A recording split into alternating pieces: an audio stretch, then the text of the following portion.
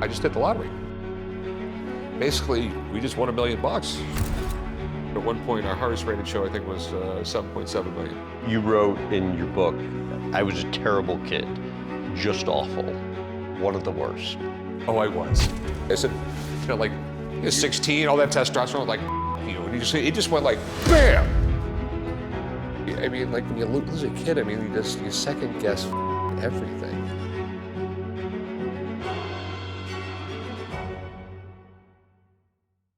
So, all right, I wanted to start by talking to you about Oregon. Okay. Explain how you kind of discovered the place on your honeymoon way back when. Well, yeah, so back in the day, even before, you know, this is when I was married to Deanna, even before we got married, we used to love to go up to the Oregon coast. I mean, it's so beautiful up there in the summertime, if you've ever been up there.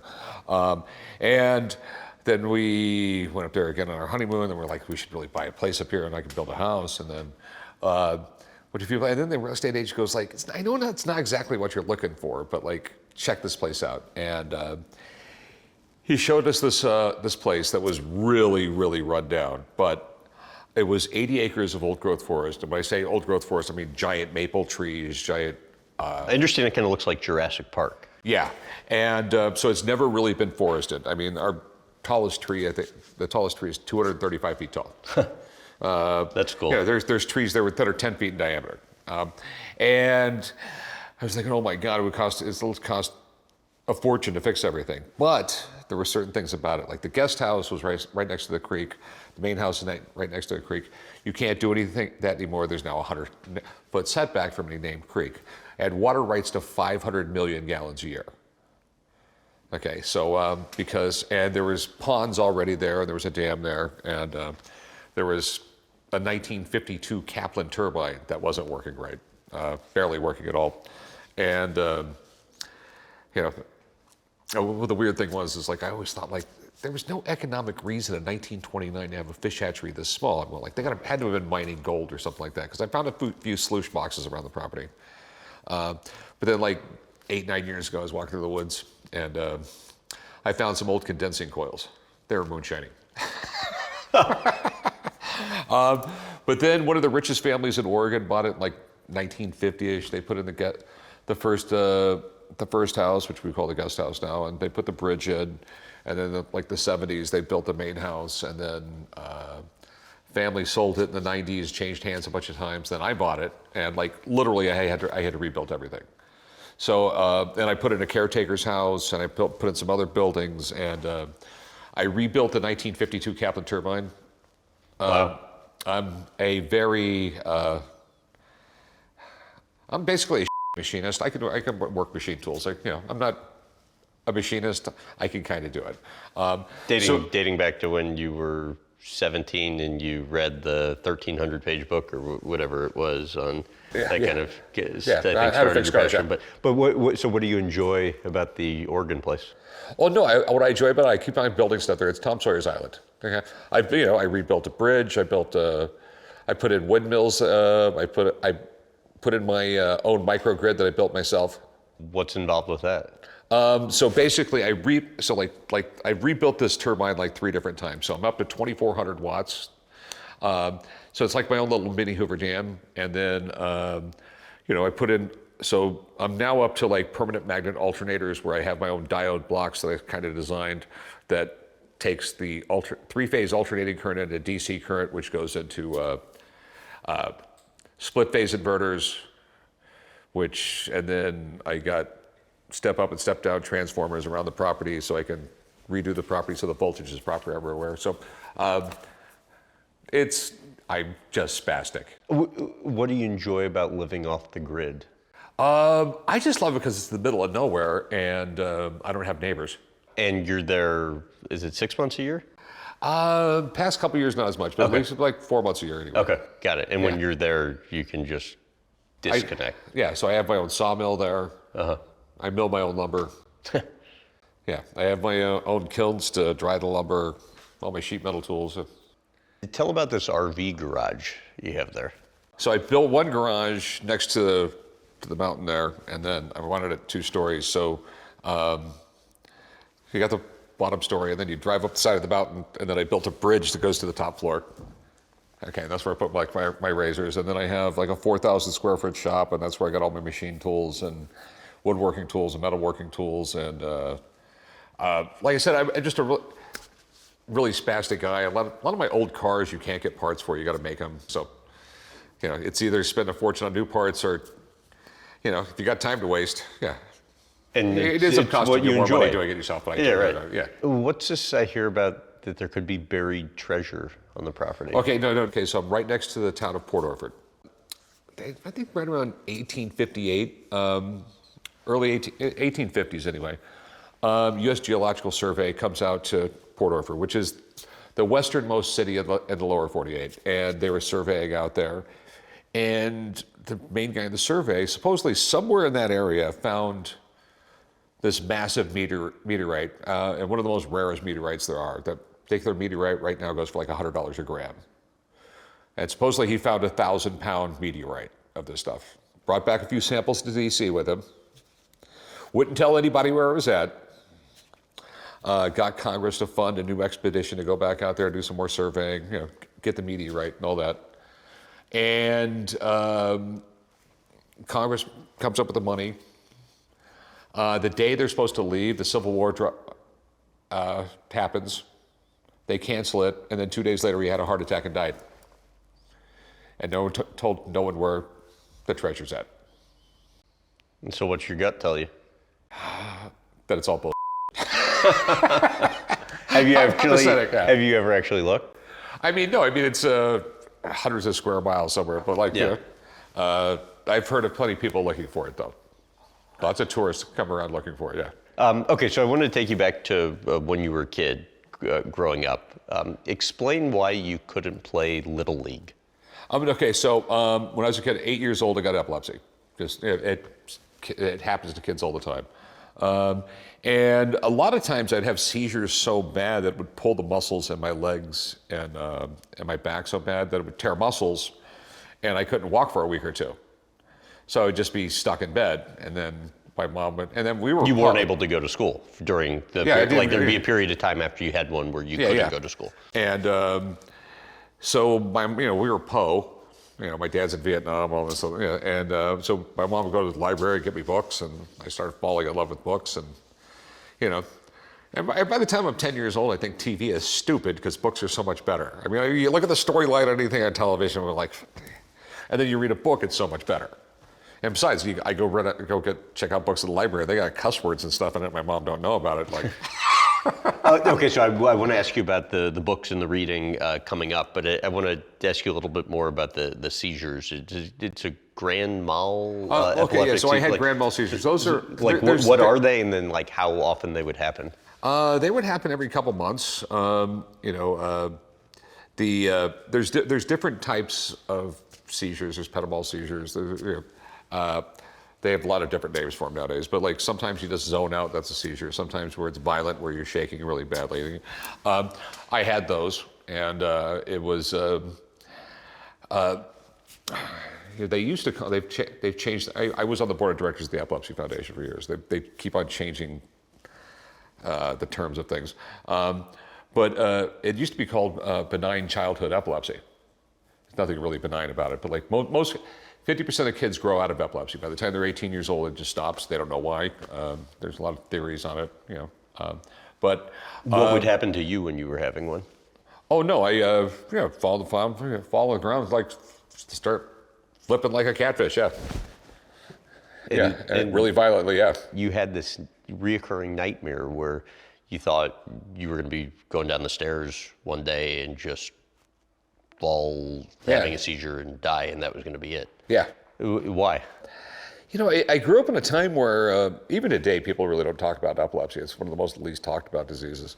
But I was just constantly reminded that something bad could happen any minute. Like you're done.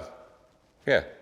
If like you feel like you're having a seizure or something like that, don't be walking close to a street. Don't be walking downstairs, stuff like that. And I always had this dream, I'm just going to fall down some stairs and die. Could you feel something coming before? Usually most people with epilepsy, they can feel it coming on. And almost every time I had a seizure, it was at night. I'd wake up and I'd feel it coming on. Like I'd run to my parents' room, or Sometimes I didn't make it to the room. It falls, just fall in the hallway or something like that. And would they find you, or would you just wake up? Yeah, just wake up, chewed the hell out of my tongue, all that, yeah. Okay, just so you know, like when, because this is just an old wise tale. People say like, oh, put something in his mouth, he's going to swallow his tongue. You cannot swallow your tongue. Okay. If you see someone having a seizure, just make sure they're not going to hurt themselves. They're not going to fling, don't hold them down or anything like that. Just make sure they don't hit their head or anything like that. Get a few bites in their tongue, they're not going to bite it up. What were the bouts of blindness that you would have? So that was right around when I was like 14, 15 years old. I would just start walking along, everything would go dark. And it's, once I got older, I found out that was a symptom some people have with epilepsy. But I would just like, good 30 seconds, I can't see nothing. But I wouldn't tell my parents because I was afraid I couldn't get a driver's license. Well, I was going to say, because you told them also you weren't having seizures anymore when, in fact, you were, because... Yeah, because I wanted my driver's license. I mean, what 16-year-old doesn't want to drive? I mean, I guess nowadays it's different. Kids don't want their driver's license as much anymore, but like, that's freedom. Yeah. Right. Did you ever have it while you were driving? No. Okay. No. And I mean, but soon after I started driving, like they just started going away. And I was 18 years old, the last one happened. How did that impact risk appetite on your end at that time? No, because I figured I was going to, I used to do crazy shit all the time. Well, it didn't matter because I figured I was going to die anytime, soon anyway. I mean, I was sort of like pounded in my brain, you could die, you could have a seizure at any time, moment, and die. I might figure, so by the time I'm like a teenager, I'm thinking, I'm going to die anyway. I can do anything. You wrote in your book, I was a terrible kid, just awful, one of the worst. Oh, I was, yeah. How so? Oh, no, no, we were just bad. This is, we'd steal a car. We were like, on the other side of town, we had to get home. We'd steal a car. We did that multiple ways. Steal a motorcycle. That's how we'll get home. And ever get let's caught? just ditch school. Let's not go. There was times I didn't go to school for 2 weeks. Me and my friends, all of us, we told our parents we're going to the midnight movies. We're at a bonfire on the beach, Fiesta Island, smoking pot, drinking beer till 2 o'clock in the morning because supposedly we're at the midnight movies. Didn't you steal your dad's motorhome? Yeah, I stole my dad's motorhome. Unfortunately, there was something wrong with it and the battery died on it and I couldn't get to Vegas. I was, like I said, it was, first, I had a weird childhood. Literally, my parents threw me in a drug rehab because I was I wasn't a drug, I was just doing crazy shit. At 14, right? Yeah. Well, but I think you smoked pot in like 4th grade for the first time, which, that's young. Yeah.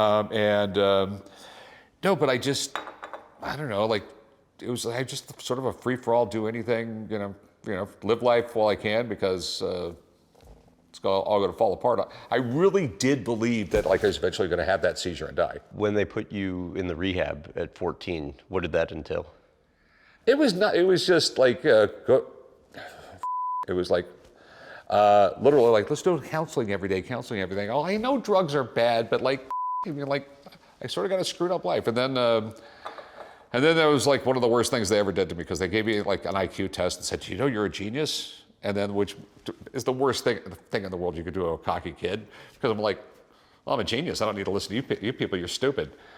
Although, in fairness, you said in your book that was the first time there was a person of authority that wasn't your parents that gave you, that helped in building your confidence. That actually told you, you're smart and not a up or something. Yeah, so for the first till 4 o'clock in the afternoon, I'm kind of a zombie because they give me phenobarbital every morning for my epilepsy.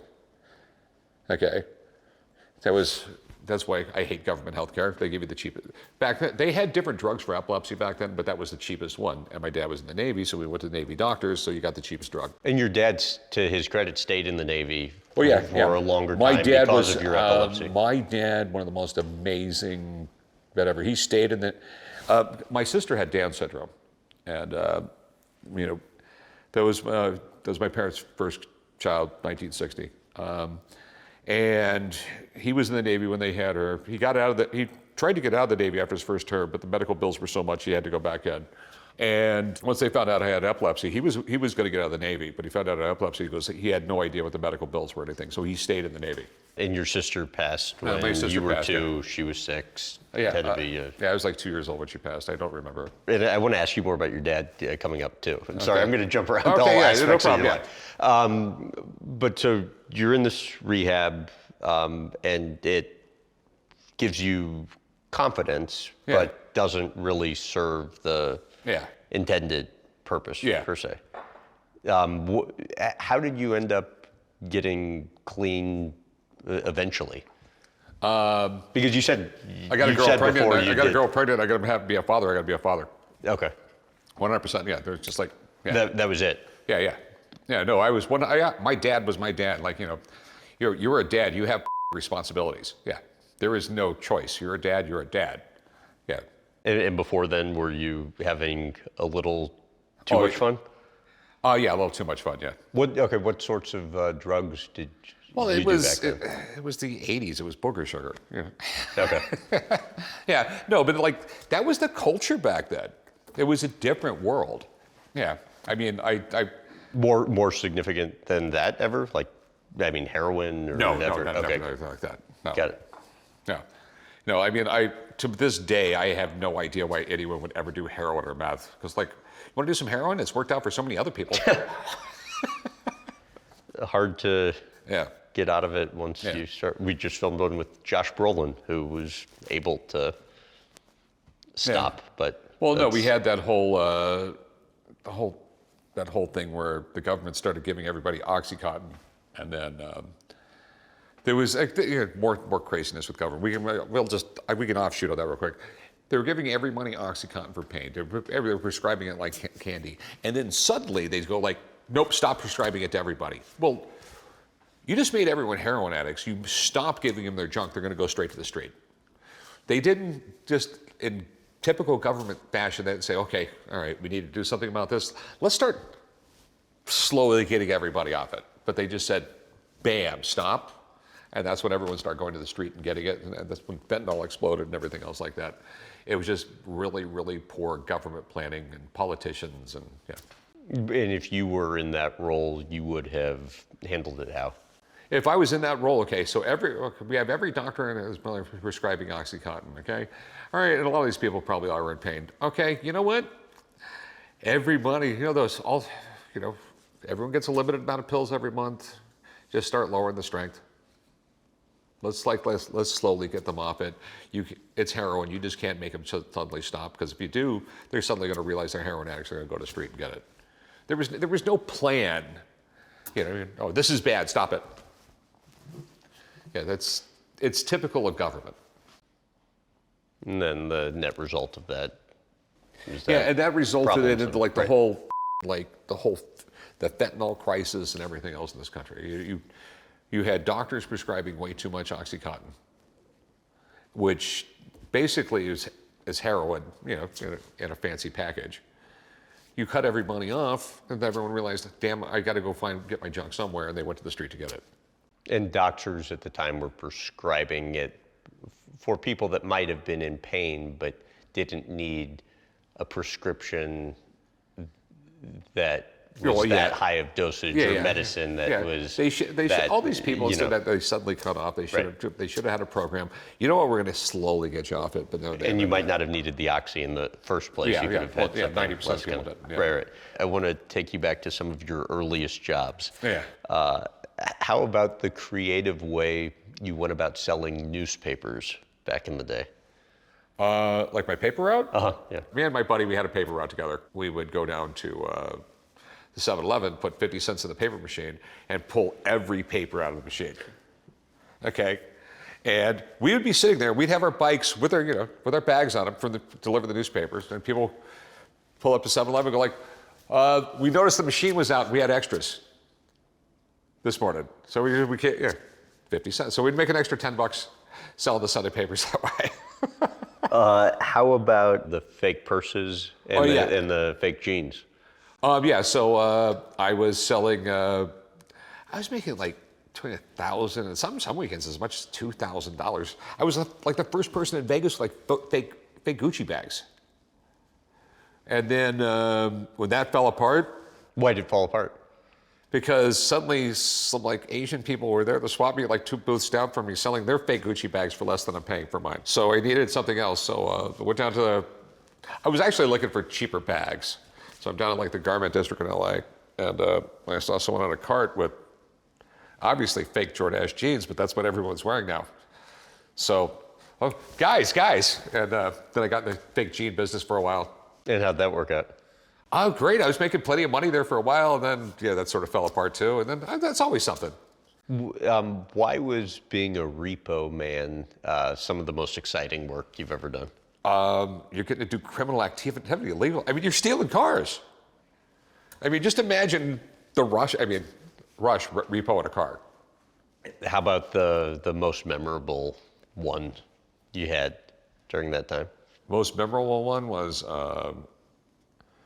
found out this guy was trying to trade his truck in that he had been like dodging everybody with, like, and everything, and like so we literally I had this big truck with a winch on it and everything like that. I drove down to I think it was like the Honda dealer or whatever like that, and drove through their back gate, backed right into their garage, put the winch up to it. Okay, winched it onto the truck, drove it out of their lot, and left. I mean, I was literally in their bay with a truck in there that they were looking at, trying to trade in. And what are they thinking as you're doing that, or nobody saw? No, I just walked out. Oh, just walked in there like the place, like I was supposed to be there. Why drop out of school in 10th grade? Basically, I was making a lot of money selling fake Gucci bags, but also I was in the hospital a bunch of times. I had that little bout when I was 16. I kept ending up in the hospital with the epilepsy, and I missed a lot of school. And if you had 16 absences in a semester, I think it was, you automatically failed. And even if you had valid reasons for being sick? Well, this was back in the day. I mean, this was, they literally they brought me to the office, like, you keep on missing too much school, you're just going to fail. Sign this piece of paper, go home. My parents weren't there or anything, so you just need to drop out. And you're thinking what at the time? Thinking like, it. I know I'm going to make more money than these people. I don't need school. I'll figure everything out. You had that confidence back then? Yeah, I've always been like the most cocky I can figure it out. And where do you think that comes from? I don't know. But like, I've only had one job where I actually had a boss, and I was a busboy for a month. Ended up getting fired. Why? Okay, so there was this so this was at the Stardust. Have you ever seen the movie Casino? Yeah, sure. That was actually based on the Stardust. Okay, but I'm bus. At the end of the day, one day, this one waitress, all the busboys hated her. And at the end of the day, busboys get like 15% of the tips. Busboys got 2 waitresses, you get 15, you get your one waitress. Well, here, Rick, how you go? And the other one goes like, I need the money more than you do, and walked away. Didn't give me my tips that day. Huh. So the next day, I'm like, you bust your own tables. I got fired that day. When you came home and you tell your parents you're dropping out of school, how did they respond? They just sort of dealt with it, yeah. Like they were cool with it? But I was working with my dad anyway, and like, I was confident I was going to make money, and I figured I'd just educate myself. I'm really good. Even back then, I'm reading books on physics and business and everything else like that, so I got it all figured out. I really think that most college, these kids coming out of school with like business degrees and everything, like you could really learn what they're learning in 6 months. I've met these kids. People today go to college when they could go to trade school and get the same benefit and not come out saddled with a lot of debt unnecessarily. If you go to trade school for 2 years to be a machinist, you'll come out of school making $120 a year with next to no student debt. I got like 80 employees, and I don't I could give a shit if anyone's got a college degree. It's just like, if you're really good at your job and you can make me money, great. Yeah, I don't care what race you are, what color you are, or anything like that. Just make, literally my company motto is make Rick money. All right, so you alluded to kind of your passion for reading. back then, which, you know, you look at the lifestyle you had, you wouldn't exactly be somebody you would think would be the candidate to be an avid reader. Yet, you know, I think you learn about seizures by going to the library. You might be partying, you know, all hours of the night, but then you could be spending a day on a mountain reading all day. So, like, just explain how that came to be. Because I can't watch, I mean, this is a perfect example. The other day, I'm watching a documentary on Raw One, like streaming, so one of the streaming networks. And, you know, I'm watching it, like, getting into it, and I'm like, oh, there was a carriage a little cart comes by and it's got carrots in the back. And I'm just thinking to myself, like, everybody knows that orange carrots weren't invented until the 17th century. They weren't in Rome. Before that, they were like a bitter vegetable that was much smaller. I mean, you know, and in Holland, they came up with orange carrots in celebration of William of Orange and made them sweeter. It was a hybrid that made them sweeter, yeah. And that's how my brain works, okay? I was also watching, I think it was Amazing Stories on Amazon or something like that. And they're working, I mean, it's some silly story about how they go to the basement, there's a time machine in it, but they're revamping the house and he's beginning to take down a cabinet and he's taking out a Phillips head screw. And I look over to Angie like, well, if that house was built in 1900, this is all wrong because the Phillips head screw was invented in 1936 and General Motors had the exclusive rights to Phillips head screws for 2 years. But then in 1938, the Phillips head screw went out into the public with public use. So obviously that wasn't built in 1900, was it? You started reading extensively when? Oh, when I was like 7 or 8. And like, how did that happen? I don't know, like one of my favorite books was The Great Brain. It was about a John D. Fitzgerald. It was like my favorite series of books growing up as a kid. Like, this kid's like 8 years old. He's growing up in Utah in the 1890s. And he declares to like the entire community that he has a great brain. He came up with all these different little scams and ways to make money. And there was a moral thing at the end of it, everything. But like, you know, the great brain. I'm going like, I got a great brain too. And there was like 10 books in the series. I read all of them. I just became a voracious reader. Because like I mean, in my head, you get so much of a better storyline in a story and so much more story out of a book than you do from television. And correct me if I'm wrong, for like, I think you said something like 30 years, you'd read 3 to 4 hours a night before you go to bed. Yep. History books, science books, just picked up the 12 most important coins in the Roman Empire. I've just read the saga of the vacuum tube. And why? I mean, they're what started the electronic revolution. You know, I mean, it literally, we wouldn't have microchips if we didn't have vacuum tubes and all the different, the switching systems, how we were, to me, it's fascinating in my brain how, like, you know, they had mercury vapor, rectifiers and things like that, you know, all this crazy, but it's how we got what we got today. You know, it's history. And how do you go about deciding on or finding the books you want to read? It gets harder and harder nowadays to find books that interest me. I was going to say, you aren't going off the like New York Times bestseller one. No. Right. So how do you find them? Just I stroll. I can scroll for an hour or two through Amazon, and I'll find myself some weird books. Yeah. And what are like the keywords you're looking for? History of. Yeah. And history of, and insert anything. Insert anything. I read the history of batteries twice. Why twice? It was that good of a book. And to you, what made it that good of a book? I'm just, because at the time I was building my microgrid, and I have... This is in Oregon? Yeah. Okay. So all that power I make with that turbine goes into battery banks. So imagine, this is basically the way my whole system up there works, okay? I have electricity flowing into a bunch of batteries, like water flowing into the glass, okay? And the glass keeps on going up, but then when I need a big load of it, it comes out it comes out of the batteries. So I can only be making 2,400 watts, which is like half the power of an electric dryer. Okay, but I can run an electric dryer for hours because I have these battery banks filled up. So and then when I'm not running all that things, the batteries go up. So I just have basically this teeny little generating system that's able to power 3 houses and everything else.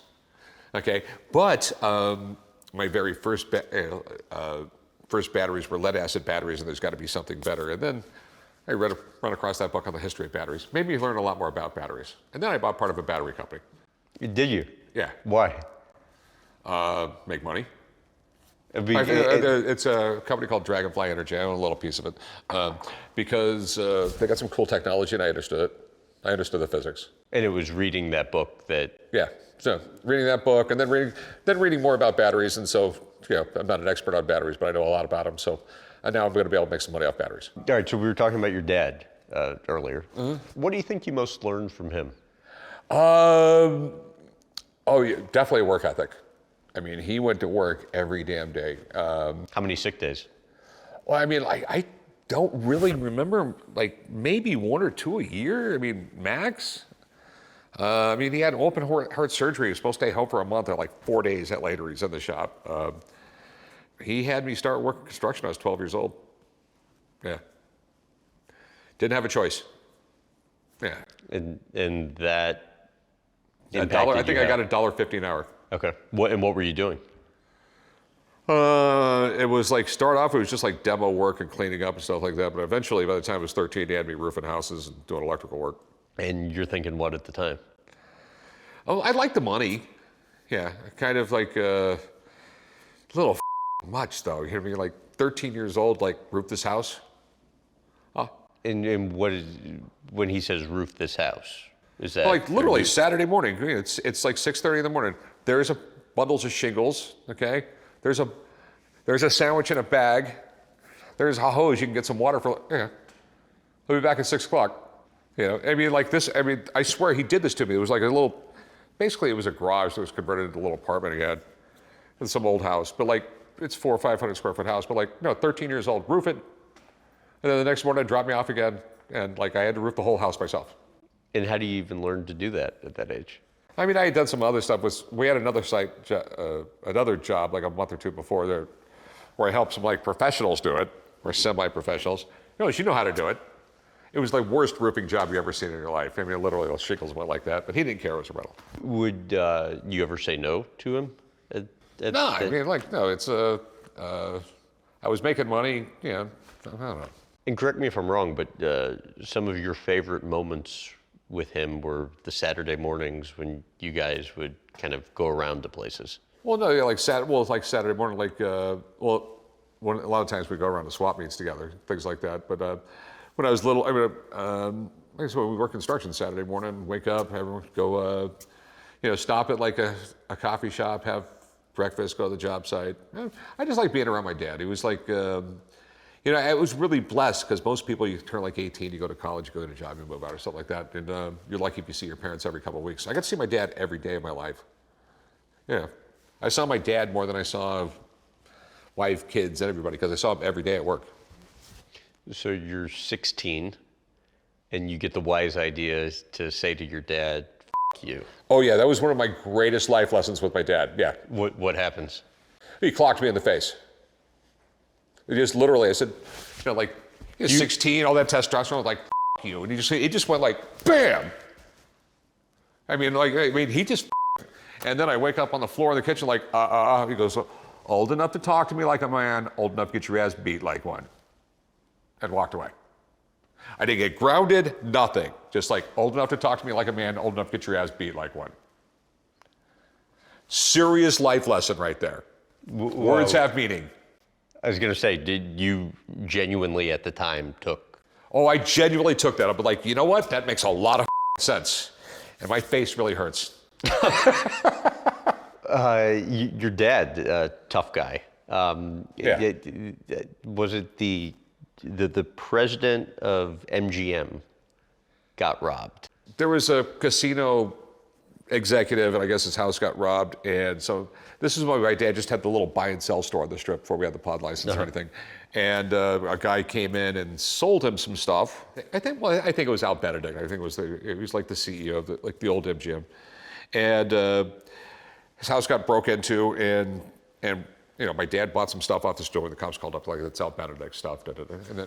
And then like a day later, the same guy comes in there to sell some more jewelry, and like, literally, my dad just, really didn't say anything, just beat the out of him and called the cops. And after that, my dad did a lot of work for Al Benedict. Sort of made him like kind of one of the good old boys, like instantly, yeah. What did watching your dad negotiate for the thing back in the day? Okay, yeah, so this was like my first time I saw my dad negotiate. So this is 1978, I'm like 8 years old. And, he's buying the Volkswagen thing because for some reason he wanted a Volkswagen thing.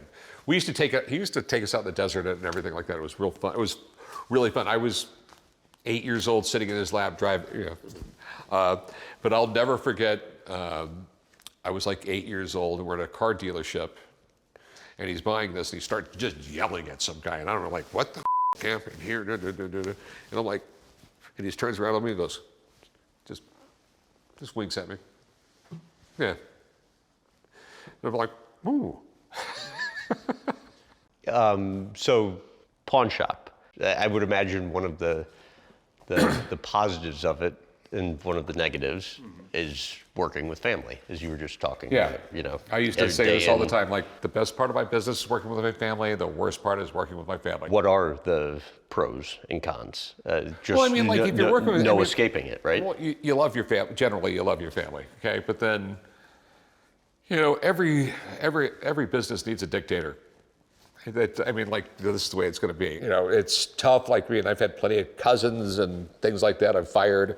But it's just, in general though, I loved working with my dad. It was literally, I thought, I had one of the few jobs where I really, of all people, I really loved coming into work, loved giving my dad, me and my dad, we'd give each other shit all day long, we'd get along.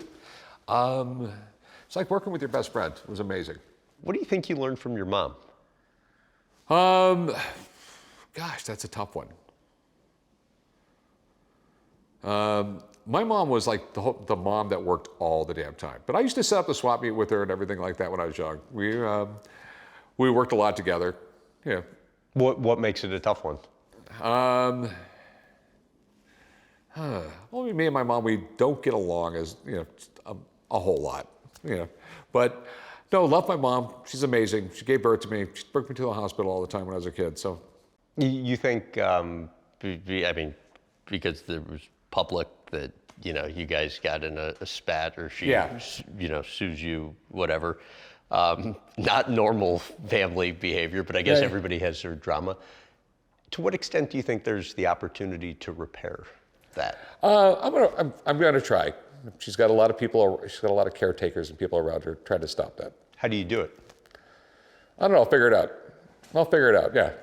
I just got to get in front of her. Yeah. I'll figure it out. Take me through the almost comical process of getting a license for the pawn shop. Okay. So, as a cocky 22-year-old, okay, everyone tells me you can't get a pawn license. They're like $1 million. I heard stories from anywhere $500,000 to $1 million. You got to wait for someone to die and get it from them. I'm like, well, that's bullshit. That's wrong. So, like 22 years old, I go to city business license. I want a pawn license. You can't get one. Well, why not? So they hand me the city code. And apparently, what happened was back in 1955. What happened? The good old boys got together and wrote a city ordinance saying they'd issue one more pawn license when the city population got to 250,000. And there was only 25,000 people living in Vegas at the time. They never thought it was going to happen. It just, So I was thinking, it's got to be close. So, every couple of weeks or so, I would call up the city statistician. And in April of '88, he goes, yeah, we think it's 250,000 now. So as a cocky 23-year-old, I go down to city business license, give me my license. I know I'm the first person here. They said no. But I went and got a lawyer. The judge said he was the first one there. Give him a city business license, and you're going to give it to him for the 1955 price of $50. After me, they changed the rules around. How did they change it?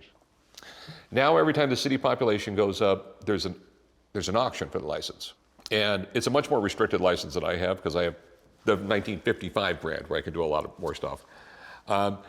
So they have an auction every time they issue a new one. Last one went for $2 million. Big difference. Yeah. Well, okay, and correct me if I'm wrong, but at the time, even after you hired the attorney, they were still you around.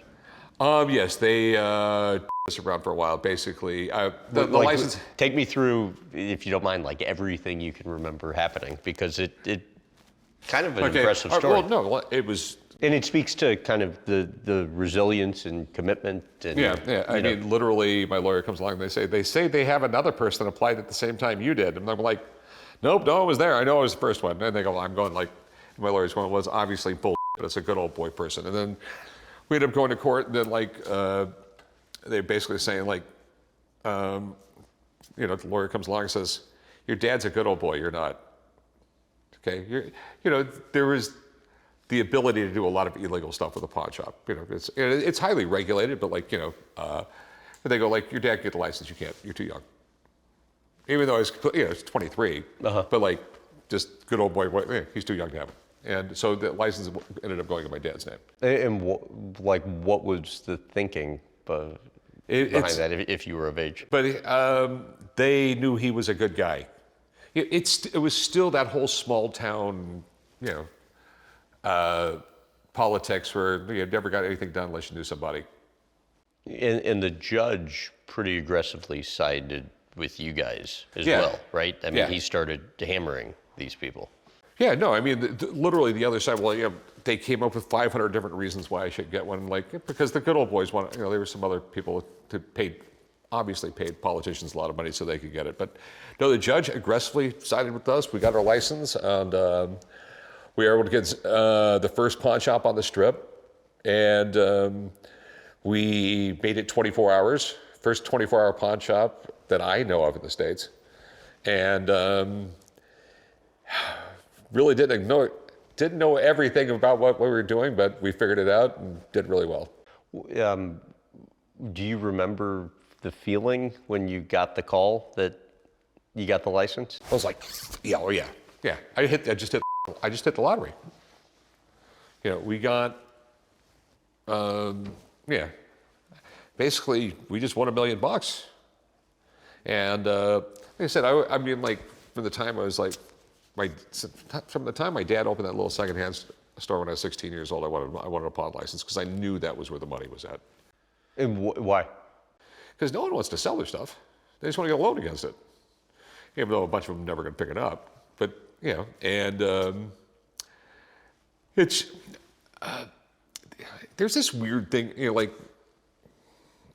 not as much anymore, but back in the day, did you know up until 1955, the number one form of consumer credit in the United States was a pawn shop? No.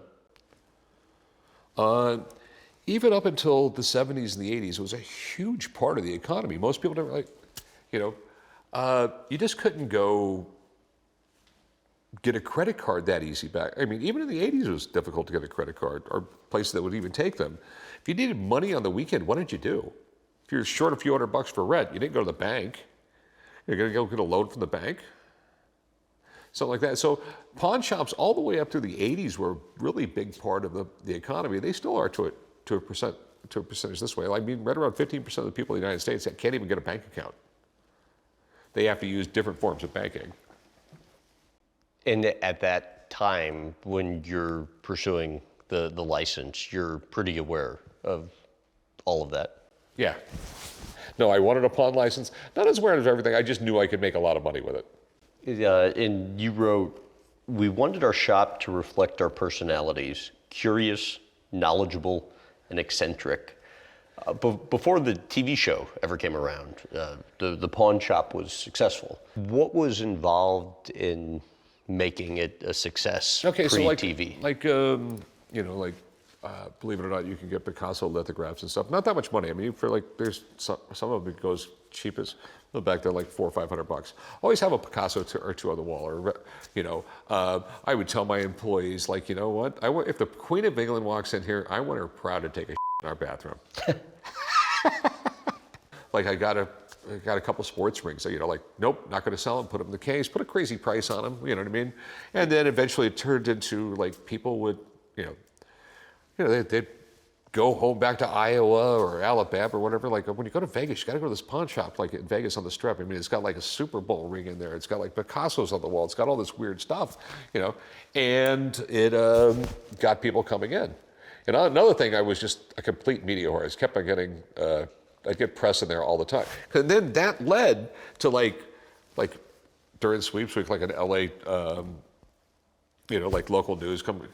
Well, what's this pawn shop in Vegas with Super Bowl rings and stuff? And then they would do a little news article, which would get me more business, and started putting world famous gold and silver pawn shop on the side of the building. People ask me, why is it world famous? Because it says so on the side of the building. And how much did you find those sorts of things were helping? Oh, they were incredible. I mean, I started realizing that like free press was the best press. So like every year before, I mean, this is before I had the show, every year right before the Super Bowl, I put my Super Bowl rings on eBay, really high reserve because I didn't want them to sell. And next thing you know, people are calling me. I got reporters calling me left and right, wanting to do an article about what's this pawn shop in Vegas doing with the Super Bowl rings. It was free press. And then the free press got people in the doors, which free press got people in the door, and then so like 20 years ago, I'm thinking like, you know what? If I get one of these reality shows and get a season or two, it'll be really, really good for business. So I had no idea what the I was doing, so I just started calling production companies. And what would you say? You know what? I got the world's greatest reality show for you.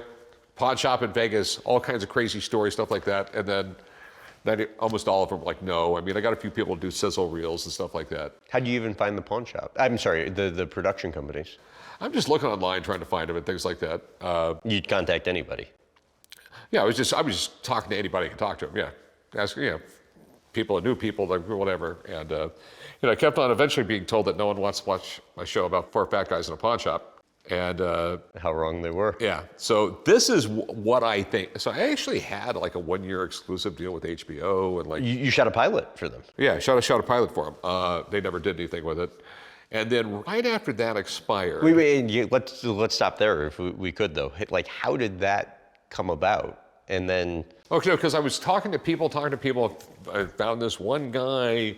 He ended up making us a deal with HBO. They shot a really pilot. But this is, I mean, HBO's as big as it gets then. Yeah, I mean, it was a huge deal, but like HBO never really did anything with it.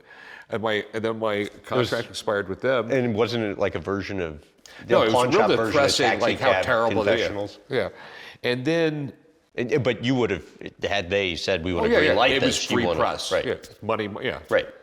But so then I got, right after that expired, I got these two young kids, like right out of film school. I mean, literally, they got their Best Buy little camcorders, and they're going like, we were thinking like doing a reality show at a pawn shop would be really cool. I go, yeah, it probably would be. Like, so can we? I go like, I will not sign anything with you, but I'll film with you for an hour or two and do some interviews and stuff like that.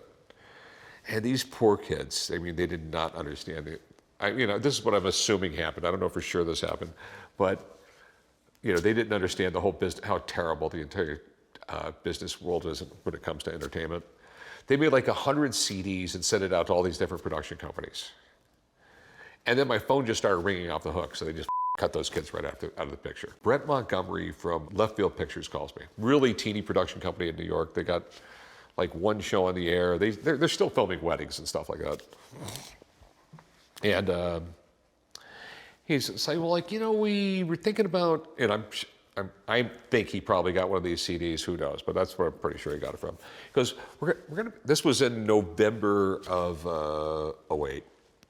He's going like, in February, we're thinking about coming out to Vegas and filming at some wedding chapels for maybe a wedding chapel show and like that. We were thinking maybe a pawn shop would be cool too. And another thing, I was also talking for a little bit with NBC Universal. So I said, well, you know what? NBC Universal's, they said they want to come out in like 2 weeks and do something. And I dropped some names from NBC Universal because I actually dealt with them for a little bit. And they're like, really? Yeah. And they go like, literally they go like, can we come out Saturday and film? And even though you had not made progress with Oh, NBC, no, that deal was so dead 2 years earlier, yeah. You were just trying to just get a little hustle out, yeah. And then I'll never forget telling my dad, like, Dad, you gotta come in on Saturday. We're filming a sizzle reel with a production company. You're never gonna get a TV show. It's never gonna happen, son. Yeah. I'm like, just please come in.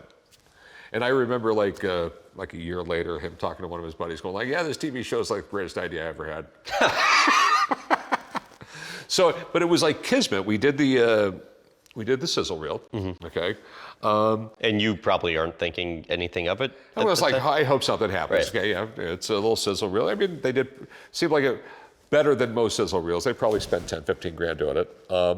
And this was where the weirdness of the world happened. So these guys, I mean, like literally very small production company. They're over at History Channel. And this is back in the day when you still have a CD. Yeah. So they're talking to someone, okay, and you know the 8 layers of BS you have to go through to get something on television. They put the CD in the DVD in their DVD player. DVD player broke. They literally had to get a screwdriver to get the DVD out. So they started walking through the halls of A&E Networks, asking if anyone who's got a DVD player they can borrow. The VP of A&E Networks says, yeah, use mine. They put the DVD in, okay, and then the one person from A&E's there, from History Channel is there, and the 2 guys from Left Field Pictures. VP of A&E Networks goes, yeah, I like it, order Pilot. So it didn't have to go through anything. They literally just looked over, yeah, order Pilot, I like it. And the rest is history. So got the pilot. They liked the pilot. Ordered I think they ordered 12 episodes. They had some other programming that was just completely dying, so they just actually, instead of going on in September, we went on in July. We ended up being the highest rated premiere in the history of History Channel. That's because I think, this is back in the day when people still had a cable guide, and I think they were going through the cable guide and thought it said something besides Pawn Stars. And you guys were pulling numbers that rivaled that of NFL games. Yeah. We were beating network television. Yeah. Yeah. I mean, at one point, our highest rated show I think was 7.7 million. Yeah. I mean, and there's Monday Night Footballs where it's lower than that. By the way, whatever happened to those couple kids, the college kids? I never heard from them again. Yeah. Never heard from them again. But I remember right after because we sent out 100 DVD. They called me up and we sent out 100 DVDs to all these production companies. We think we're gonna get some traction here, dude. They never even reached out after you guys. Yeah, I know. It was. So you have the premiere for the debut episode. Yeah. And you walk outside upset. No. So I throw this big party and I'm. 3 or 4 minutes in, I walk outside. Corey walks out. Dad, what's wrong? Oh, this show sucks. No one's going to watch this. And to this day, I still can't watch myself on television. Never. I just nitpick everything I do. I look terrible. Wait, everybody I've talked to close to you said they all made the same comment. Rick loves Rick. Yeah. And so you would think that you like watching you would think, yourself. but I nitpick that. Yeah. Yeah. So I think it's Christmas 2009. You take a week off around the holidays. You come back that January to the shop. Explain how you can already immediately see. I was just like, oh my God, I show up, the fire department is there. They're saying there's too many people in your shop. You need crowd control here. We need someone to, Suddenly, I mean, there is people lined up down the street trying to get in the pawn shop. And it hasn't stopped since. And I think it's, multiple times your production company and maybe in the network, they wanted me to do drama and stuff like that. I was like, no, it's family business. It's a family show, always will be. I'm never going to put me in a bad light, my family in a bad light, business in a bad light. And what would they have liked you to do? Oh, they want us to yell and scream at each other and things. I'm like, no. Do you yell and scream at each other in the shop, or was it? Sometimes. Yeah, but like, just a little bit of drama like that. I was always a family show, and like... Why was that important to you? Because, I don't want to put my family in a bad light. I don't want to, I don't want to promote anything bad. I just like, I'm a family guy. I wanted a show where, you could sit down with your kids and your parents, everyone have a good time and watch it. And that's what I created. That's what we kind of created. It's a family show. It's multi-generational, can watch it. You laugh and you learn a little bit. It's a game show kind of too, because like first round, is it real? Second round, how much is it worth? But we might have a bonus round and call it an expert. But it's a family show that you can tune in at any time. It's comfort television, and that's why I think it's lasted so long. Okay, and I also think it lasted so long because it's genuine. There's been plenty of people on my show, like, there's a cool video online. Adam, he's a guy I bought. He's been on the show probably a dozen times. He's a picker on the East Coast, and he finds books, and I buy them off him. He did a whole video about how, like, is Pawn Stars real? Well, he goes, like, the experts just don't randomly show up or anything like that. He goes, but like, and they do have it kind of set up. He goes, but when I walk in there, the conversation's real, the negotiation's real, and that's all Rick. Yeah. No, because I think that's why the show does well, because I know what I'm talking about. Because at one time there was like 30 or 40 shows copying me, and I would try and watch some of them. Like, fact wrong, fact wrong, fact wrong. Yeah, they were getting scripts. Yeah. So the contract's up. Yeah. Shumley was telling me, normally it's renewed. Coming into the season, hasn't been renewed yet. What's your gut tell you on that? Well, I think it's great. Okay, well, the reason why is like, I signed this contract in 2009 that locked me into A&E Networks.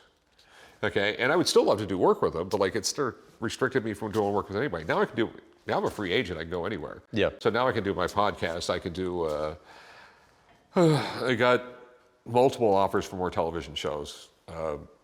And I'm a workaholic, so I love it. What's your gut tell you as to likelihood the show continues with history?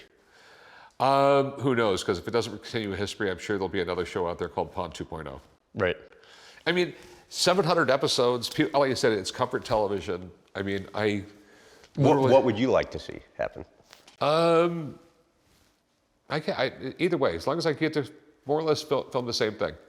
And do you guys have a date as to when you want it to? No. When you want to put it to bed by, one way or the other? No, I have 100 other projects going, so if I could throw another one in there, it's fine. Yeah. Literally, Tracy called me up, last night. I got you this commercial, and this commercial.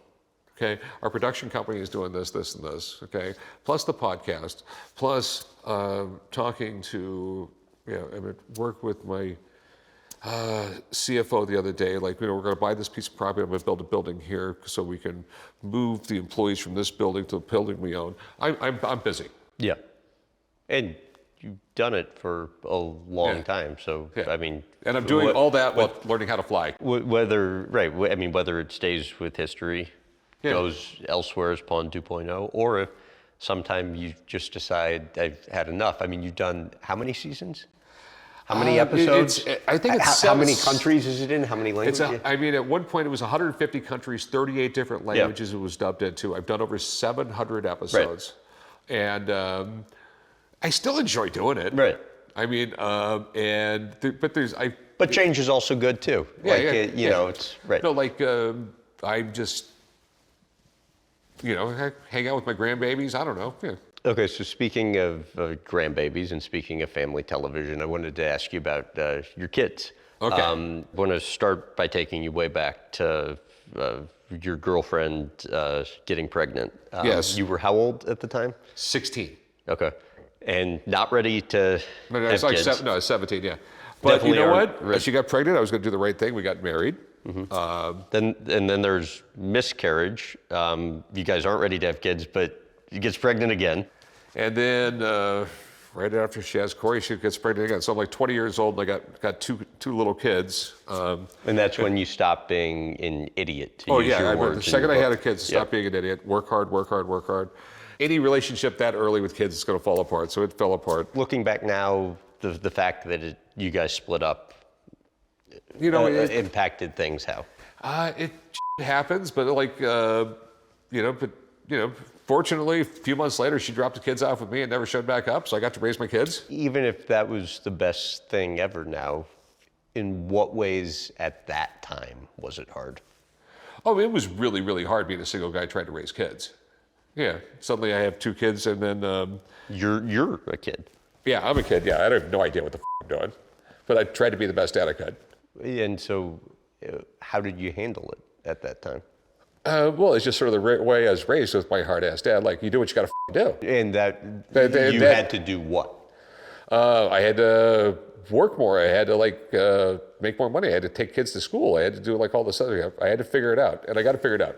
And, what do you think allowed you to figure? I mean, it's easy to say, well, yeah, I just figured it out. But I'm sure there will be somebody who's seeing this that from one way or another ends up in the same position. Yeah, I ended up getting a new girlfriend, Tracy. We eventually got married. We did really, really well for years. We ended up breaking up 13, 14 years ago, something like that. And then same case scenario, we had a young son, a few months, literally we broke up for 6 months. Here, take Jake, when he was 8 years old. And then I met another woman, and then she had 3 beautiful daughters, and I actually had legally adopted the youngest one. And Serena, talked to her yesterday. She is my little princess. She's, her last name is actually Harrison. Yeah. Wait, so I have to ask you. So, you had 3 biological kids, 3, and they're all boys. 3 more that you're the stepfather to. They're all girls. Yeah. How has being a girl dad changed you? Oh, so different. Yeah. Apparently they just start crying for no damn reason. And it's definitely, it was kind of a shock to the system, but love them to death. I just did. It's like Serena. I mean, I met, literally, I started dating Deanna when Serena was only 9. No, it's really, do you got kids? I don't, but my wife's do in there was late July, no real way to explain it. There's this biological imperative in your brain to love your children. Okay, and you got boys, tough it up, whatever. It's the girls, oh my God, they're I don't know how to explain it, but I love my girls. I've been told by multiple people that it made you softer. Yeah, whatever. How? No, I mean, it's the boys, tough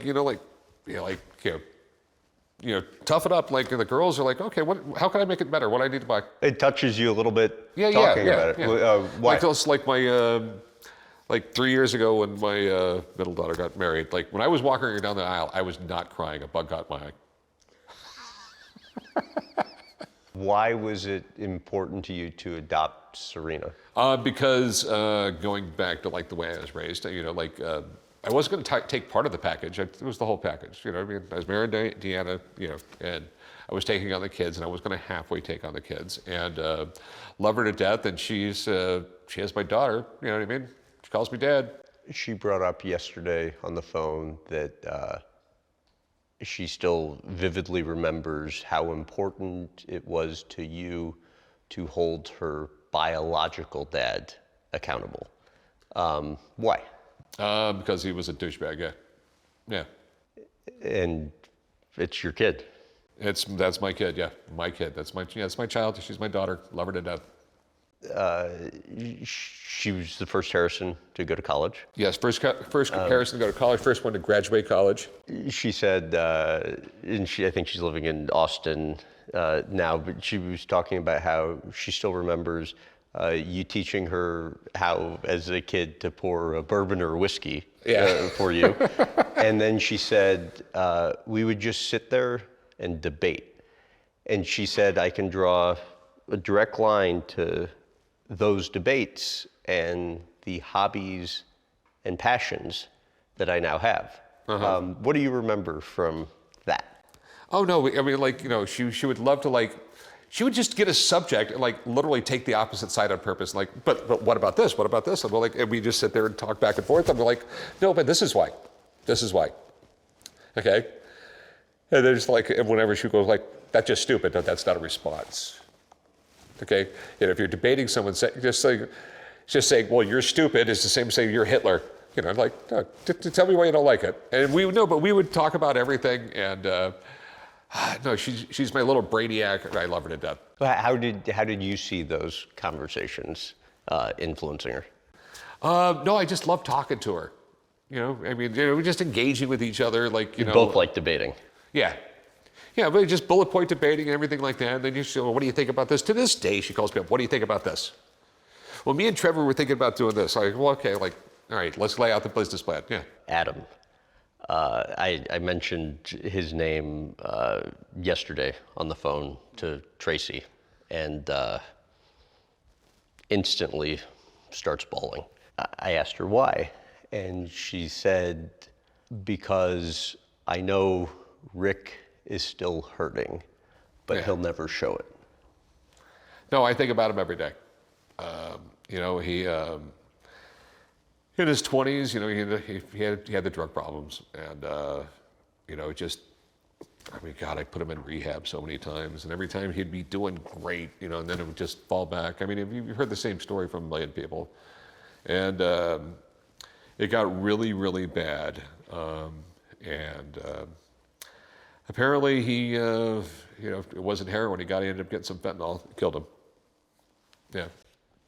Tracy said Rick feels like he gave up. And I was unsure whether Tracy was saying you feel like you gave up or you feel like he gave up. Well, no, the thing is like, you know, I mean, like when you lose a kid, I mean, you second guess everything. I mean, it's like, could I have done this? Could I have done this? Could I have done this? Could I have done this? And it's like, it goes through your brain constantly. There's not a day I don't go by about thinking about him. What do you think about?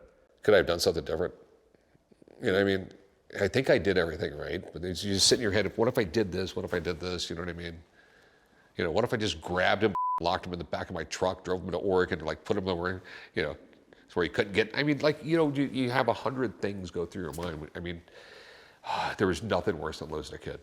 From talking to the people close to you over the past couple days, you know, they said he was an addict dating back to his teens, and well, you know, it might have been fentanyl that was in the news stories when he passed. You know, he tried other drugs. There was addiction and, you know, mental health, and you, to your credit, did everything. I mean, put him in multiple rehabs. Then you get a call that he escaped and was on the highway, and there were, you know, incidents leading up to his passing, or, you know, he came to the shop or the house. You had police, you know, put him in jail to try and get him so he clean. Broke it here and like, I figured maybe if we put him in jail for 2 months, he'll clean him out. Right. You know what I mean? But he just went straight back on it. But then he called Corey from jail and was talking about how excited he was to get out to get high again. So I guess the question is, because I'm sure there's going to be a parent that sees this, that is probably in the same situation now that you were in then. What do you do as a parent when you're exhausting all possibilities and your child still doesn't want to stop? You try to give them tough love, but like, God, you just never see the OD coming, you know what I mean? So, yeah, you want to give them tough love and everything, but like, you know, like, I never thought like that would happen. So, I don't know. I mean, it's hard. There's no instruction book with kids, you know, and they're all different models. How do you get through it? I think about the good times and think about, you know, my other kids, my new grandbaby, you know, my other grandkids. Yeah, so got 4 grandkids. Yeah, so keep on moving on. All right, last one for you to close out that topic, and I'm grateful you were willing to share. You know, you're as knowledgeable and as well-read as anybody you'll ever come across, and you'd like to think when you go through something like that there's a lesson to be learned. So what does it teach you? Appreciate what you got. because it's not, you're not always going to have it. I spend as much time with my kids as I can. I talk to all my kids on the phone almost every day. I love my kids, love my grandkids. Yeah, enjoy life. I mean, I literally know guys that got 10 times as much money as me, and I do all right, that are miserable. Okay? It is easy to enjoy life. It really is. Just don't be around the people that, are miserable. And just enjoy life with your family and your friends and everything like that. It's not that hard to be happy. Some people would argue, though, that's easier, said than done. No, I mean, why? Okay, I got a friend. I won't tell you his name. He's probably worth a couple $100 million. Miserable all the time. I'm like, so just get a divorce. Well, then she'll get half my money. But you'll still have like $100 million or $50 million, whatever it is. But she'll get half my money. They're like, no, dude, you just enjoy being miserable. Well, so you bring up an interesting topic. So you have been married 3 times. Yep. Possibly a 4th could be in the works. And I understand you have still never signed a prenup. Okay. Oh, that's the one that gets a laugh. Well, no, think about this. I'm happy, okay? And every time I thought it was forever, okay? I mean, you know what? You can take half my money, and I can still live like a king for the rest of my life. I have been told when it comes to your personal life, you're confrontation averse. Yes, I am, yeah. If it doesn't work out, see ya. Yeah. No, I am... Okay, I mean, you have to at times have thought of how much money you've lost. Oh, yeah. It doesn't get to you a little bit? You know what? I am happy right now. I really, really am. And then money is like my 3rd or 4th favorite thing in the world, but it's not everything. Okay? Like I said, I know people with plenty of more money than me, and they're not happy, and I am. If you're a negative person that works for me, and I got like 80 employees. If you're a negative person, I'll fire you like that. Because that stuff, like people as talkers and stuff like that, that's poison that spreads. Okay? It is really easy to be happy in this world. Yes, I have been married 3 times, and I just proposed again, and I am happy. Like I said, I mean, everybody gets wrapped up in the stupid. Which is what? They start arguing about stuff. Okay? I mean, you know what? Maybe 4 times a charm. Oh, okay. I was going to say wrapped up in the stupid. You are going on number 4, so. I'm going on number 4, and you know what? But I'm still happy. You know what I mean? Literally, you could take away half of everything I have in the world, I'd still be happy. What needs to happen differently this go around in your mind to make it last? Figuring it out. I'm going to try and be a nice guy, though. I'm going to try and pick up more. Is that an issue for you, actually? Well, no, because I am kind of scattered-brained. You probably realize that. I go from point to point to point like that, yeah. No, I don't know. I know I'm in love, and I know I'm a nice guy. You know what I mean? I've been divorced 3 times. All the kids love me. Yeah, so. And no prenup number 4. I don't know. Maybe. Who knows? All right, so there you go. 2 quotes I have to read to you that I thought were kind of entertaining. The first one's these are both people I talked to yesterday. First one's from Tracy. I'm just curious to get your reaction. Rick is a hard person to deal with because Rick loves Rick. Anyone Rick is with is doing God's work. No, I do love me. I mean, you know what? I am smart. I'm kind of generous, definitely good looking, and I enjoy my life. Chum Lee, I think he's a hard person to love because he only talks about himself. I love him. All right, so we've talked about the pawn shop. We've talked about television and the success you had there. In what ways have you utilized the TV show to build your businesses? Well, I mean, it's absolutely great. I mean, it's the world's greatest free advertising.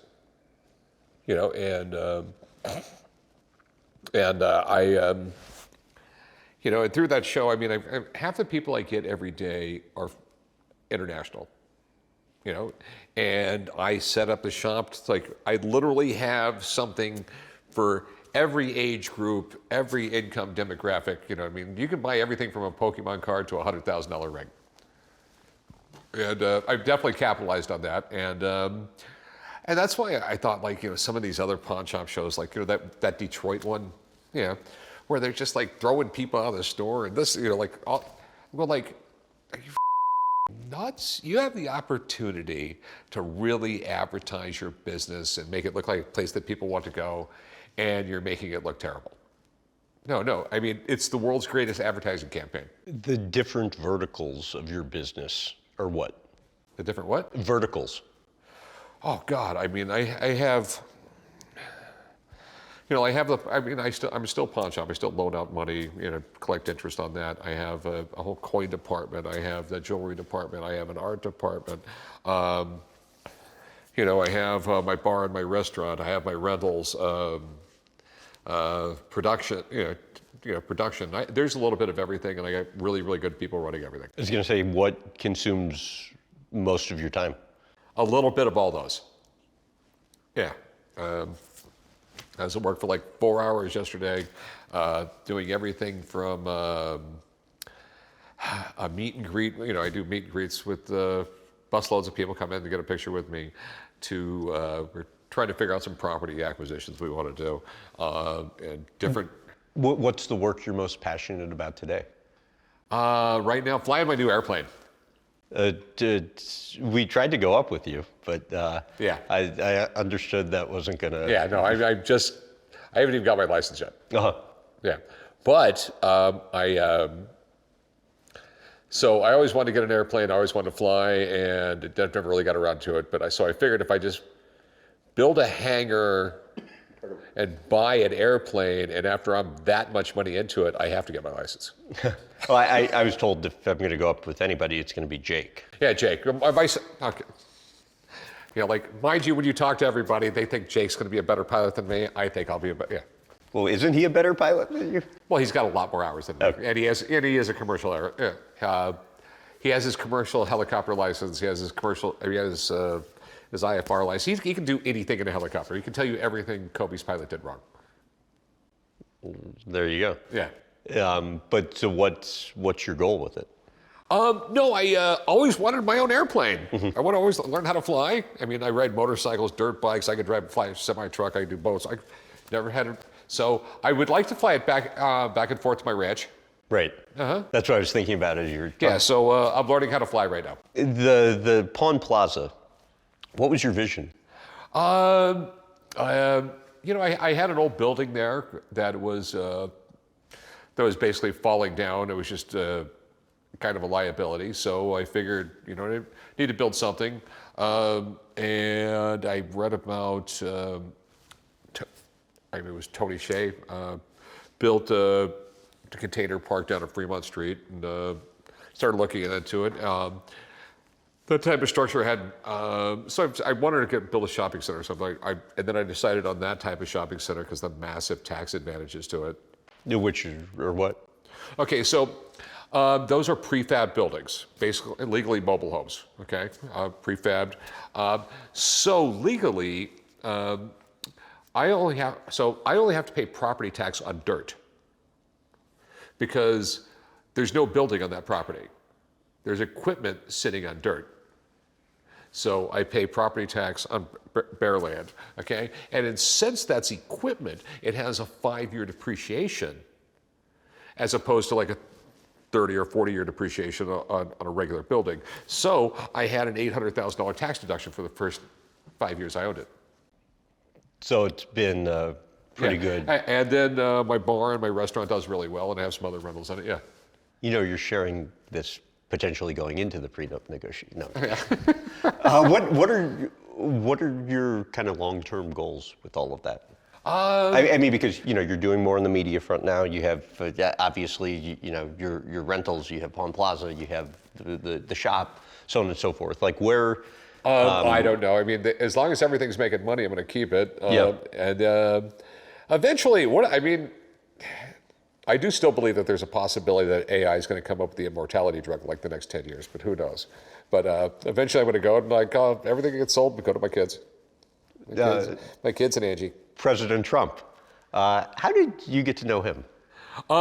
Originally, he wanted me to be on The Apprentice. This was before he was president. I worked with some other Republicans here in town, and then Don Jr. called me up and wanted to know if I'd do a little video to help out the Republican Party, and it started hanging out with Don Jr. and then met Eric, hung out with him, and then then started hanging out a little bit with Trump. Yeah. What do you enjoy about spending time with him? He is a brilliant guy. I mean, like I know the press vilifies him and everything like that, but I've had dinner with him. He can tell you out a business deal he did in 1988. He can tell you the names of the 8 different people that were in the deal, the percentage each one of them owned, how much each one of them made. I mean, his memory is that good, And you have to have to think about it like this. I mean, he is the only president we've had, probably in over 100 years, with a net worth of less when he came out of office in 2020. He really does give a shit. Okay? I mean, like when my son died last year, he called me up the next day. I just think he's a good president. I mean, like, the insanity with government's got to end. We can't be spending money like we have. I mean, if the debt keeps on going up, we will have massive inflation. We will be Venezuela, Argentina. In the 1930s, Argentina had a per capita GDP of right around 80% of the United States and was on track to beat us. Okay? Higher GDP than the US per capita. And then they started socialism and big government. And look what happened. And it happens every time. I'm sure probably 49% of your watchers don't like Trump, but I think he's doing a good job for our country. Well, but that's what makes a democracy great, right? Like everybody has their own political views, and that's what makes America great. I think it's terrible. I mean, 10 or 15 years ago, you could have Republicans and Democrats could be friends. Now it's like there's this dividing line, and they've just... Right, and both parties are responsible for that. Like, most people are center slightly left or center slightly right, and so you can be, political figures used to be able to compromise to do what was in the best interest of the electorate, and that shouldn't be a political... No, forever. I mean, I've had friends on both sides of the aisle, and like back in the day, it was like, you know what? Let's not even debate it, dude. Yeah, let's go bowling. Most memorable time you've ever had with Trump? When he called me up and apologized to me. For what? So this is kind of crazy. So this is in 2018. He's having a rally here in town for a guy running for Congress, someone running for Congress and Senate, and they wanted me to announce him at the rally. So I show up with my son Jake and my daughter Serena. White House staff, hey Rick, how's it going? Like, come on this way. And we go to backstage, and like Secret Service goes, he's not on the list. And they're going like, but it's Rick Harrison, his friend's like, not on the list, doesn't matter. And I'm literally trying to call like a U.S. senator and some other people, some congressmen. I can't get a hold of anybody. Secret Service throws me into the public and I am getting mobbed. And we had to leave. We could not stay there. So, and I'm pissed. I mean, we're on the freeway on the way home, and Senator Heller calls me up. He goes, Rick, so sorry. Just come on back down to the convention center. It was a screw up. It'll be fine when you get there. We're like, dude, all the roads are closed. I can't get back down there. The president's in town. They closed the roads, and like, in a few little, because I have no filter because I worked in a pawn shop my whole life. So we ended up driving home. I dropped Jake off. I'm so pissed off. I'm going to the bar. All right, because I'm really, really mad. And it's kind of embarrassing, too, when you're in it. Yeah. Right? Well, the thing that upset me was like my son, he's 16 years old. He told all of his buddies he's going to be the president, da-da-da-da. So I get like a block from the house, and then like Senator Heller's number pops up on my truck. And like Senator Heller knows I have no filter. So the first words out of his mouth is like, Rick, before you say a word, the president of the United States would like to talk to you. And the first words out of Trump's mouth were, Rick, I am really sorry. This is all my fault. because my White House staff, they work for me. They screwed up. That makes it my fault. I'm sorry. They should have informed the Secret Service. So I'm sorry. Will you please come back down to the convention center? We'll try and make this happen. And you're not going to tell the President of the United States no. All right. So I'm just like, yes, sir. I will do whatever I can to get there. I mean, the roads are closed, though. So I turn around, go back to the house, grab my son, Jake. He says, the President wants us to go to the convention center. Where do we get there? But it was funny. So we're driving down there, and then I got a weird phone number pop up on my truck there. And I got some guy goes like, this is such and such with the Secret Service in D.C. I have the Secret Service guy at Vegas on location. We have the Las Vegas Metropolitan Police under sheriff, and all these people are on the phone. The big guy says, get you to the convention center. Where are you at? What are you driving? And I'm saying, when I'm driving a gray Raptor, I'm going down Desert Ed right now. He goes like, where are you at? I'm going I'm right at Durango. When you get to Decatur, whether the light's red or green, stop, flash your headlights. So the light is green. We got people honking at me. I stop, and all of a sudden, 8 cop cars that come out of nowhere. I get a phone call, follow us. And I got my son there going like, Dad, who do you know? I'm like, I guess I'm kind of important. And they got us to the convention center, and my son got his picture with the president. Didn't you just open for him recently? Yeah, recently, yeah. How was that? They have done this to me multiple times. Okay, it's not the president's fault. It's like the people running these rallies. They ask me, hey, you want to come to the rally? Sure. Show up at the rally like, oh, you're speaking in 5 minutes. Oh, okay. In the immortal words of Mark Twain, it usually takes 2 or 3 weeks to prepare for an impromptu speech. Do the nerves get going? No, I just wicked. Yeah. I've done it plenty of times. You have implied interest before in being governor. I thought about it. Any political ambition on your end? Give it a few years, I might. You know what? I would. I know I can't completely change the world, but I would like to leave it in a better place.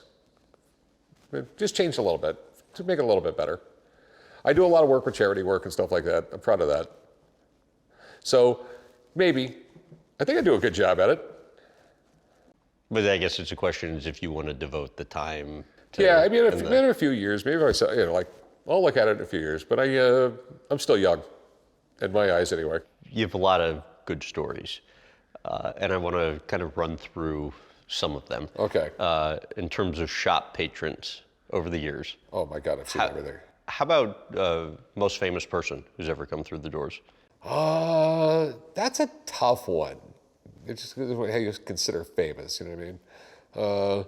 Like the coolest person I ever thought, one of the coolest persons I ever thought came in there was when Ronnie Montrose came in. Do you even remember Montrose? I mean, like, anyone here know Montrose? Yeah. Yeah. I mean, Sammy Hagar? Sure. That was his first band. Okay, Ronnie Montrose hired him. Yeah. Okay. I had become really good friends with Ronnie Montrose. He was considered one of the greatest guitar players to ever live. I've had, like Brett Michaels comes in there. He's also a friend of mine. Whenever Brett is in town, I always sing the last song on stage with him. Oh, that's fun. The joke is he turns my mic down a lot. He actually does. No, but I've sang on stage with him probably 20 times. Billy Gibbons, you know who he is? The name's ZZ Top. Okay, got it. Yeah, he comes in. Steve Carell, I filmed with him. Chappelle actually shops in the shop sometimes. Really? Yeah. He's never been on the show, but he shows up and buys stuff. Have you interacted with him there? No, but he's got a few different salespeople he deals with. He just comes in, got a hat on, some shades. People don't notice him. How about what have they said about him? Huh? What have they said about him? They said he's really nice. Yeah. My employees are kind of used to a lot of celebrities coming to there. Yeah. How about the billionaire that would come in there as a way to pick up women? Oh yeah. He would not necessarily pick up. He would come in there and buy jewelry for. He would have a girl with him usually. Like, hey, which one of these you like? Yeah, and okay, all right. Let's go talk about it. Yeah. And this would go on for how long? Oh, I mean, he would once a month he was in there with a girl. Always somebody different. Yeah, yeah. And this guy really was a billionaire. Yeah, I knew him because he actually shopped for other stuff. Like, yeah. There is And you're thinking, what as this is? I mean, like, really? You know, I mean, like, I don't get it. But I've had.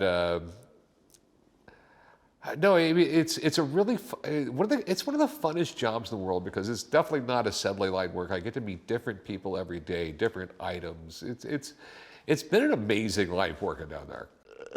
Finance minister of a Southeast Asia country who was gambling with his Oh country's yeah, money. literally, you know, putting up pawn stuff and like throwing down a diplomatic passport. And what do you do in that situation? I pawn stuff. Yeah, I don't care if you got diplomatic immunity. You're not going to get it back unless you pay me. How about the $27,000 a month trust fund kid? Oh yeah, and he wasn't even a kid. He was like in his 40s or 50s. I mean, like, and literally just every month, like he'd get his check and go straight to the casino, gamble his ass off, and then by like the 15th or the 16th, pawning his so he could live for the rest of the month. I'm just thinking in my head, like, I mean, this went on for years and years. But he got like a couple $1 million payout on his 50th birthday. And then spent had like a 48-hour bender down at like the Horseshoe downtown and blew every penny of it. And then I don't get it. I like, you know. You have a unique way of dealing with people at the shop who steal, right?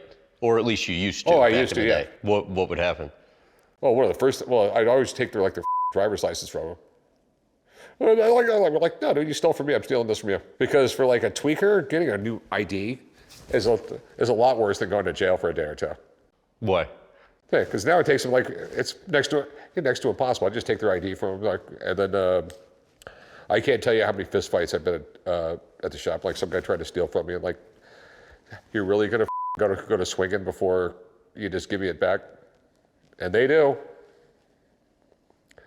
I mean, this was way back in the day of the pawn shop. Right. It's a different neighborhood and Yeah, different you're right. place now. Yeah, right. You got into a fight with a ton of tweakers once in the parking lot, right?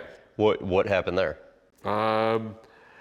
There was a bunch of them. They fought a bunch of my employees in the pawn shop. I mean, there's a million different stories. I don't even remember them all, but like, yeah. What's the worst fight you remember ever getting in? That was one guy. He was actually breaking into my car in the parking lot. And like, that's where I actually fractured my face. He fractured my face right here. What happened? I found out my face was fractured later. No, I ended up kicking his ass and he ran off. How many times have you been offered sex at the pawn shop? Oh, I can't tell you how many times. Yeah. You have to understand, a lot of people show up at a pawn shop, they're in a desperate situation. You know, and I've had, I'm like, no, honey, I'm cool. Never accepted? Nope. What's the most memorable story on that front? One of the most memorable stories, okay, so like this is way back in the day, because across the street from the pawn shop used to be the Normandy Motel, okay? One-legged hooker. Oh yeah, there was a one-legged hooker that worked there, yeah. I had, I mean, this was when remember, there's a big, almost 40-year span of this pawn shop, okay? So back in the early days, it was not the best part of town. And I literally have these two nuns. I mean, habit and all, okay? Nuns, okay? And they had their little, they wanted to sell some of their little ceramic figurines for some reason, like, okay. And I'm thinking in my head, I'm going like, I'll just give them more than I can sell them for because they're nuns and they do good work for the world and everything like that. And they're right there, and I'm looking out the window right there, and there's like 3 naked hookers walking across the balcony at the Normandy Motel right there. I'm like, really, really awkward because I did not want the nuns to turn and look out the window. And I'm like, oh my God, what kind of job do I have? Purchases at the pawn shop. Why buy gold teeth? Because it's gold. It's worth $2,900 an ounce. Somebody once came and asked you for pliers. I think there was some people on some other ships that's happened, yeah. Yeah. It's money. I don't get people. They pull some teeth out of their mouth. Yeah. And they've literally put bloody gold on the counter. Yeah, I've seen that happen before. Why'd you wear a fake Rolex for 5 years? Teach myself a lesson. Which was what? Don't buy fake Rolexes. But you had like 1 week where you bought. Okay, so the thing was, no, that was my son who did that. Bought 7 fake Rolexes in a week because he thought he was a genius. Okay. What do you say to him after that? The fake Rolex I wore was the best fake ever made. And I wanted to remind myself like that I'm not that cocky. Because what the watch was it was 18 karat gold. Okay? But they had taken an older Rolex watch, put it in a case. So it had a real Rolex watch, real Rolex hands, real Rolex face. But the case was fake and some other things like that. So like I wore it for 5 years to remind me that like don't be cocky and do everything you're supposed to do. Explain how many wedding rings you went through when you were married. Oh, tons. What? Because a lot of times I would like resell them because a customer needed them, or like a lot of the times I used them for sizing stock. So when you size a ring, you literally got to cut the bottom of the shank right there, open it up, and add a piece of gold or add a piece of platinum or something like that. And a lot of times I would just didn't have any sizing stock, cut my ring apart, use it for sizing stock. A wedding ring is just a thing. Okay, and like people, this is a question I get from a lot of people when I get interviewed. Is like, don't you feel bad like buying family heirlooms? I'm going, it's just a thing. At least they had that thing to get them by. They didn't have that thing, they wouldn't have gotten by. So it's yeah, but the alternative, I mean, the difference is you didn't need that thing to get you by. There is an emotional. But in the end, I made money. I paid the bills. It's a wedding ring. Yeah, it's a wedding ring. Yeah. The first Patriots Super Bowl ring. Do you still have it? No, I ended up selling it. Yeah. Why? Because I got offered just stupid money. Like the adage, like everything's got a price tag. Not everything, but almost. The 200-year-old Japanese porn scroll? I ended up selling that, yeah. Got some really good money for that. I think I got like 30 grand for that. 1,200-year-old Bengal bracelet? Well, you mean 1,200-year-old Viking bracelet? Oh, Viking bracelet, okay. This is 1,200 years old. This is a Viking bracelet. Give a little bit of the history. No, so I actually got it off the Viking curator at the Met. It has, I have all the X-ray analysis on it. It's identical to 8th century English coins. And it was from a Viking horde. Yeah, the only problem is if you fall asleep wearing it, you'll dream of raping and pillaging. You've had it for how long? Probably like 10 years, yeah. Okay. It's one of the coolest things I own. I just love weird stuff. Will you keep that, or do you think you'll end up selling that at some point too? Someone offered me stupid money, I'd probably sell it, yeah. You're a big book collector. How about the most you've ever spent on a book? 100 grand. What are books part of the collection? And that was for your personal collection, or? Oh yeah, no, I can show you some of the books. Okay. I have an Economable book. That means from the cradle. So that's the books printed like just 50 years after the printing press was invented. I have a 1474 prayer book in there. First edition John Locke, the only person quoted in the Declaration of Independence, life, liberty, and pursuit of happiness. First edition. You've had Declaration of Independence copies come through the. I had one. It was a broadside, and that one I really technically didn't buy. I just found a guy selling it, and a guy who wanted to buy it, and I sort of just like middled the whole deal and stuck a big chunk of money in my pocket. Not a bad deal. Yeah. The OJ Bronco. That was just weird. They really wanted me to film with that. I'm just like, God, it's got bad mojo. So it was a weird episode. I really didn't want to do it. They sort of talked me into it. But in the end, it was made good TV. Speaking of vehicles, let's start with the VW, the Thing. The Thing. What happened first where you totaled your first one as a teenager? Yeah, that one got totaled. It got trashed. What was the situation? I was just a driver. I made a left-hand turn. I didn't see someone ran into me. So I always wanted another one. So eventually I got another one. And History Channel gave you one. History Channel gave me one. And it's up at my ranch, and when I'm up there, that's my grocery go-getter and everything else. A little bit of issue after you first got it, right? I mean, you were working on it yourself. Oh yeah, no, I had to Amazon. rebuild a lot of it myself, yeah. And what happened because of something you ordered on Amazon? I mean, didn't you end up like broken down somewhere? So I had a big truck with a camper, and I was going up to my ranch in Oregon, and I was towing my, this is when I was buying the ranch, so I didn't actually own it yet. I was towing my Volkswagen thing, okay? And I got on Amazon and got this bigger gas tank for my F450, okay? Put the gas tank in it, okay? Bought it on Amazon, probably made in China or whatever like that. And we get right around to the California-Oregon border, and we're like, why am I almost out of fuel? Let's pull over to the gas station, start putting fuel in, and all of a sudden fuel's just pouring out the bottom of the truck. The cheap Chinese strap that held the gas tank in fell and landed on the drive shaft, big hole in the drive shaft. So literally, I mean, I got some duct tape on it and stuff like that, so the gas tank could hold like 4 or 5 gallons, but it was basically and the Volkswagen thing that we were towing behind the truck of the camper was just covered in diesel fuel. It was just nasty, gross. So we sort of limped into Medford, Oregon. I dropped the truck off. They don't have like a factory gas tank, so it's going to take 4 or 5 days. So, and I got my truck camper on it and everything. We had to leave it all there, and we got grabbed some clothes out of the camper. We don't have suitcases or anything like that because we're in the camper. So we got like a laundry basket, we throw some clothes in it, I throw a bottle of whiskey on the top of it, put it in the Volkswagen thing, have to drive 200 miles, and mind you, a Volkswagen thing has 44 horsepower, in a car just reeking of diesel fuel. And it's just nasty. You know, we're going up hills like that at like 35 miles an hour. And like I said, we were going into escrow to buy the property. So we planned on staying in the camper, so I pull up like this Indian casino in my Volkswagen thing, get out with a basket of clothes with a bottle of whiskey in the front of it, guy goes, are you Rick from Pawn Stars? I go, long story, dude. Oh, how about the 1966 Crown Imperial convertible? Yeah. And why that's so special to you?